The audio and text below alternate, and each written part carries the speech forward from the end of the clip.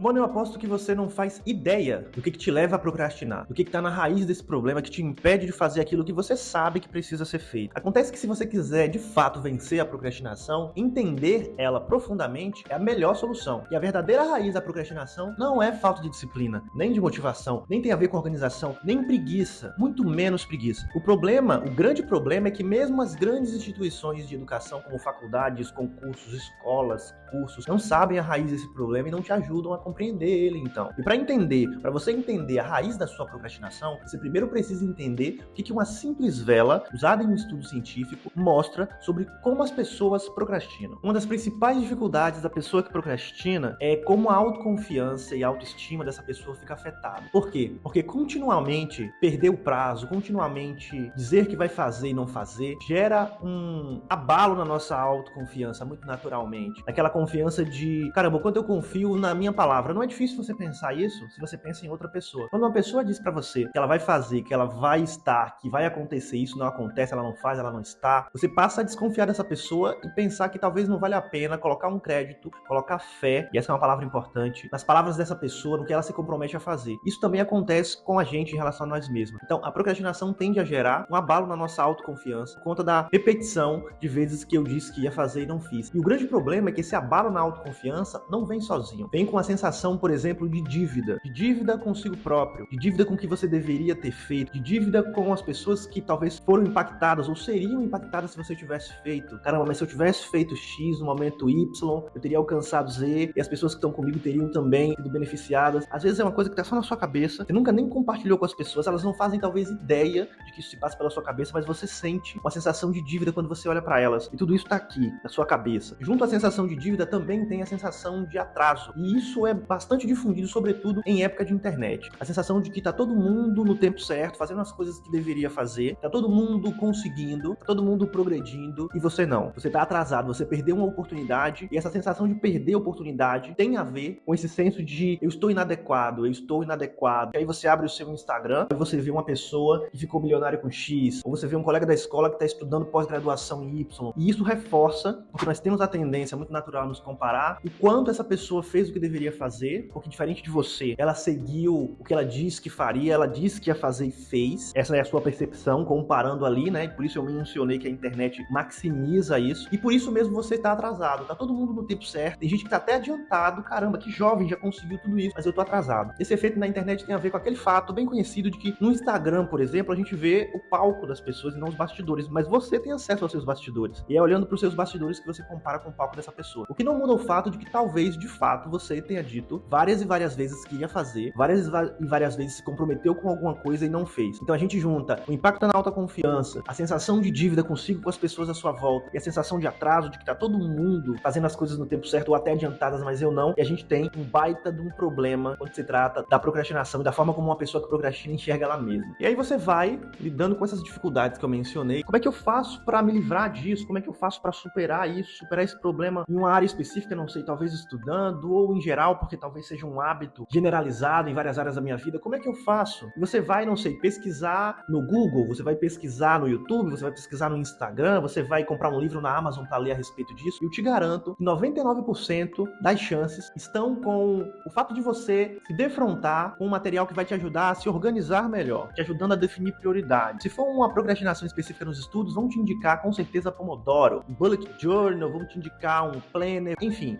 Estratégias de gerenciamento de tempo, de gerenciamento de tarefa. Toda essa abordagem, com certeza, 99% de chance de você se deparar com ela. E qual é o grande problema? O grande problema é que isso também é abordagem nas instituições de ensino que eu mencionei, nos cursos, nos concursos, na escola, na faculdade. Toda abordagem, quando a gente fala de dificuldades com a procrastinação, tende a ser uma abordagem de te ajudar a gerenciar o seu tempo ou gerenciar a sua maneira de fazer aquela tarefa. Quero dizer, como você engaja nela, começando por A ou começando por B e quebrando, enfim. É uma estratégia de organização, como se o contrário de procrastinação fosse organização. E estando organizado, eu não procrastino, o que é um grande engano. É aí que a gente chega na verdadeira raiz da procrastinação, que são as emoções. O que essa pessoa com a sensação de dívida, com a sensação de atraso, autoconfiança abalada, tem de monte, são emoções desconfortáveis. Emoções que surgem por conta da procrastinação, mas que também ajudam a justificar por que ela continua procrastinando. Sim, porque antes de sentir a sensação de dívida e a culpa culpa e a vergonha com isso, antes de sentir a sensação de atraso, antes de sentir a autoestima dela abalada, antes de perceber que ela não confia tanto nela própria, já haviam emoções que ajudavam a justificar por que é que essa pessoa estava adiando as tarefas dela. E é aí que a gente chega em algo que eu chamo de want-planner. O want-planner é uma forma oposta do tradicional, do comum. Planner é um termo do inglês para planejar. E aqui eu tô te falando do want-planner. E é uma abordagem baseada em ciência, na qual você consegue entender onde é que estão as suas emoções nessa parada. Ali no meio a gente tem a forma como a gente lida com a tarefa e no topo a gente tem gestão de tempo. Então olha que interessante. As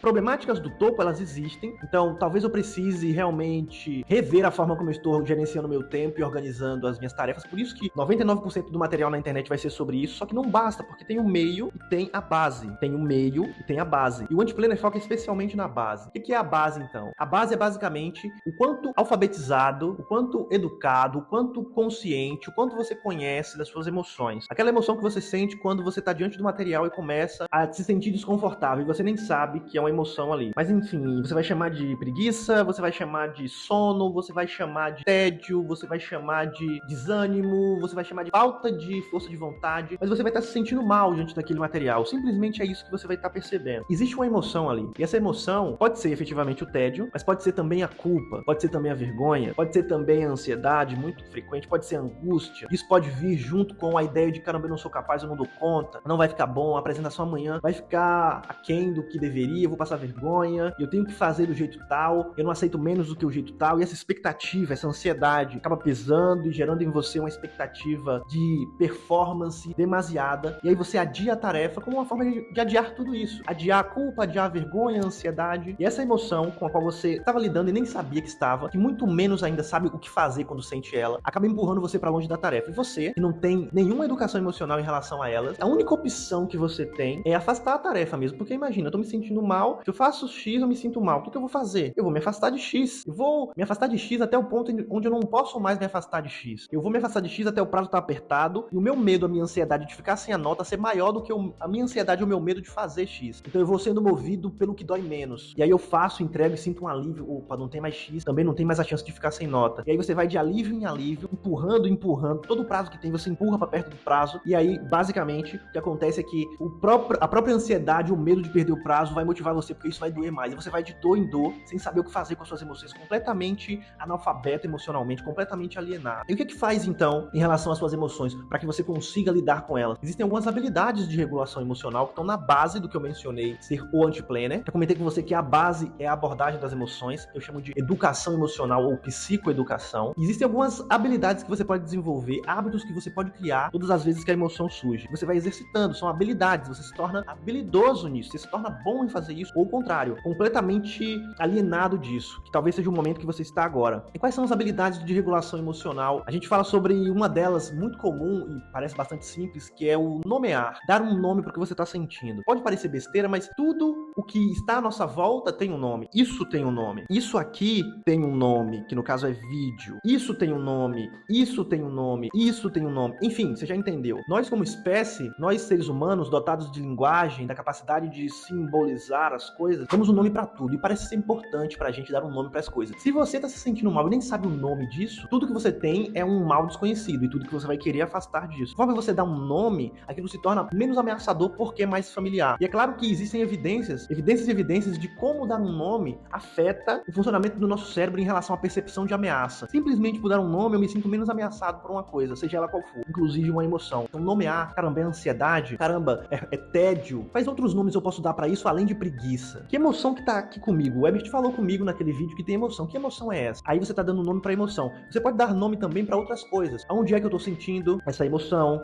Onde mais eu estou sentindo? Quando eu me sinto assim? Quero dizer, tem outras situações em que eu me sinto assim. E aqui você já começou fazendo mais perguntas e dando mais nomes a exercitar a segunda habilidade de regulação emocional, que é o explorar, que é basicamente uma atitude de curiosidade em relação àquilo que você está vivenciando. Explorar é o contrário de fugir, porque você pode dar um nome, tô ansioso, e fugir. Você já tem nome pra isso, você chama de falta de força de vontade, você chama de preguiça e foge. Eu tô te desafiando a dar nomes melhores, tentando entender a emoção por detrás e explorar. Explorando, você vai, por exemplo, fazer perguntas. E fazendo perguntas, você vai chegar em questões do tipo, quantas vezes eu me sinto assim quando eu vou estudar? Será que é só pro material do professor fulano que eu me sinto assim? Ou tem outros materiais que eu também me sinto assim? Qual foi a primeira vez que eu me senti desse jeito aqui? Eu consigo lembrar? Quando foi a última vez que eu me senti assim? Será que foi justamente quando eu estava estudando um outro material? Perguntas. Você vai perguntar como eu me sinto, onde eu sinto, quero dizer, diante do material de fulano, mas de ciclano também, onde no meu corpo eu sinto na perna. Se é ansiedade, você vai sentir nos ombros, você vai sentir no estômago, você vai sentir no peito, né? Quero dizer, nos pulmões, né? A respiração mais rasa, você vai sentir, enfim, em algumas partes do seu corpo, nas pernas, a tensão nos músculos. Então aí você tá perguntando onde, mas tem também o quanto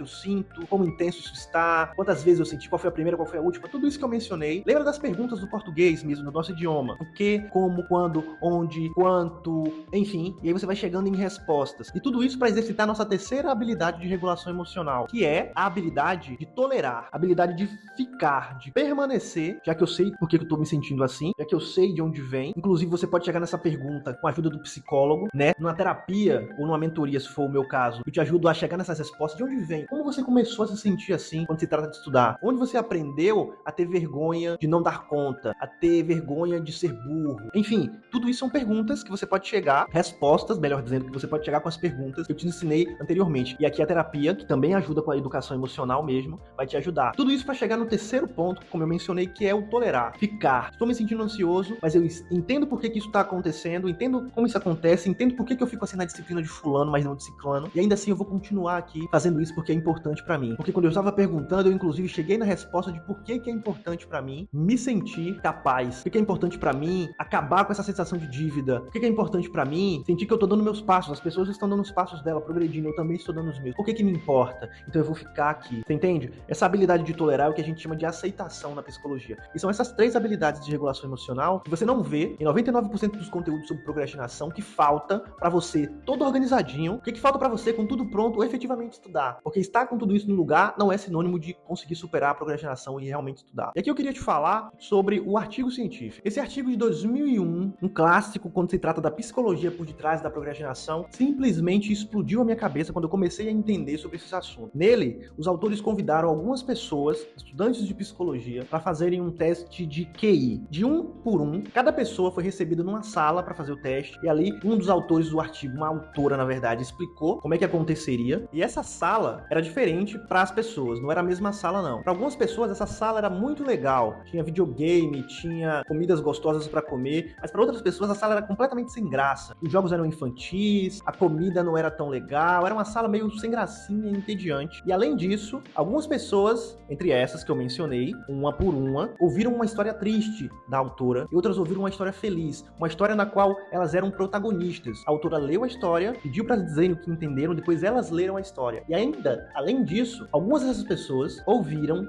da autora que existia uma forma de estabilizar o humor que elas estavam sentindo por causa da história, tendo elas ouvido a história triste ou tendo elas ouvido a história feliz. Além disso, algumas pessoas ouviram falar sobre uma tal de uma vela, e é aqui onde a gente chega na nossa vela. A vela, segundo a autora, algumas pessoas ouviram, né, a autora falar, a vela tinha poderes de estabilizar, por conta da aromaterapia que estava envolvida na fabricação dela, estabilizar o humor das pessoas. Então, se a pessoa ouviu a história triste, ela ia continuar triste. Se a pessoa ouviu a história feliz, ela ia continuar feliz. Por alguns minutos, que era o efeito da vela. E, de fato, existe a aromaterapia, é uma das áreas da ciência, existem artigos sobre isso, e o que essa autora falou para essas pessoas é que essa vela iria, então, estabilizar o humor delas, aumentando das evidências que surgiam para isso. Então, não importa, se você tá triste, você vai continuar triste, se você estiver feliz, você vai continuar feliz, com base na história que você ouviu. E é assim que a aromaterapia funciona. Um ponto interessante é que todas as pessoas tinham, quem estava numa sala legal, quem estava numa sala ruim, quem ouviu a história feliz, quem ouviu a história triste, quem ouviu falar da vela e quem não ouviu falar nada de vela, todas tinham 15 minutos para se preparar pro teste de QI que elas iam fazer. E aí eu te pergunto, quem procrastinou mais? Antes de te contar quem procrastinou mais, eu quero ter certeza que você entendeu o desenho desse experimento, que é bem legal. Tô com a minha pesca aqui, olha. Foram 4 grupos, nessas pessoas separadas aleatoriamente, e o primeiro grupo ouviu uma história feliz, não ouviu falar de vela e estava numa sala legal. O segundo grupo ouviu uma história triste, não ouviu falar de vela e estava numa sala legal também. O terceiro grupo ouviu uma história feliz, ouviu falar da vela, a vela estava lá, estava acesa, mas a sala era bem sem gracinha. E o quarto grupo ouviu a história triste, ouviu falar da vela, a vela também estava lá e também estava numa sala sem gracinha. Qual foi o resultado disso? Esse foi o grupo 2 na explicação que eu te dei. Mas e os outros grupos? Nas palavras dos autores ainda então, olha, o efeito do mau humor foi eliminado quando as opções alternativas a estudar eram relativamente entediantes, quando a sala era ruim, ruim, indicando que a procrastinação foi causada, em parte, pelo apelo e prazer antecipado das tarefas distrativas que tinham ali naquela sala legal, né? E ainda, segundo os autores, só pra gente concluir com essa fala, o efeito do mau humor também foi eliminado ao informar as pessoas que seus estados de humor não eram suscetíveis a mudanças, ou seja, quando a vela estava na sala, o que mostra que a procrastinação foi motivada pelo desejo de mudar o seu humor. A coisa mais curiosa de tudo isso é que simplesmente não existe vela que estabiliza o humor, coisa nenhuma. Nenhuma vela tem esse poder. A aromaterapia existe, mas nenhuma vela tem o poder de estabilizar o seu humor por 15 minutos. Então, foi uma mentirinha que os autores contaram para as pessoas para saber qual era o efeito que isso teria na procrastinação delas. E olha que louco, se as pessoas tinham uma vela, se a vela tava lá, bonitinha, na sala da pessoa, ela, caramba, não tem o que eu fazer, eu tô me sentindo mal com essa história, mas não tenho o que fazer, eu vou estudar mesmo. E estudava, mais do que quem não ouviu falar de vela, igual eu e você, e sabe que dá pra mudar o humor. Se eu for fazer uma tarefa pra me distrair, eu vou me sentir menos mal. Se eu for comer alguma coisa gostosa, eu vou distrair também do mal-estar que o meu corpo tá sentindo. Eu vou deixar os próprios autores te contarem. Nas palavras dos autores, então, a procrastinação foi maior quando as pessoas estavam num humor ruim, leram a história triste, quando acreditaram que o seu humor poderia mudar, ou seja, não tinha nenhuma vela, ninguém falou para elas de vela, não tinha aromaterapia, e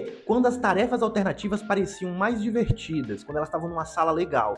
Elas procrastinaram por cerca de 13,7 minutos dos 15 que elas tinham para estudar. Olha isso. O que isso fala sobre o nosso vídeo? Tudo, porque na prática fica claro como a nossa tentativa de se sentir melhor quando a gente está se sentindo ansioso, entediado, culpado diante do material que a gente tem que estudar, como isso nos motiva a fazer qualquer coisa que ajude a gente a se sentir menos mal. E é isso que a ciência diz sobre as raízes da procrastinação que você não vê em 99% dos conteúdos por aí. E enfim, espero que esse conteúdo tenha sido instrutivo para você, que agora você saiba, agora esteja claro para você as raízes da procrastinação. Se inscreve aqui no canal se você quiser acompanhar outros vídeos como esse, porque é esse o assunto que eu abordo. Deixa um like se você gostou desse. Se tiver alguma dúvida, deixa nos comentários que eu te respondo. Existe uma comunidade, a comunidade Hoje Não Procrastino, que é a minha comunidade de estudos focada na educação emocional. Se você quiser aprender ainda mais e aprender a colocar em prática na sua sessão de estudos esse conhecimento, essa coisa do nomear, do explorar, do tolerar, como é que eu faço isso na prática, com passo a passo, enquanto você ainda está acompanhado de pessoas que estão na mesma jornada que você, já entenderam que as raízes da procrastinação é emocional, são emocionais, no caso. Então, conheça a comunidade Hoje Não Procrastino, o link vai estar aqui na descrição, tá? É isso, até o próximo vídeo, humanidade, e a gente se vê.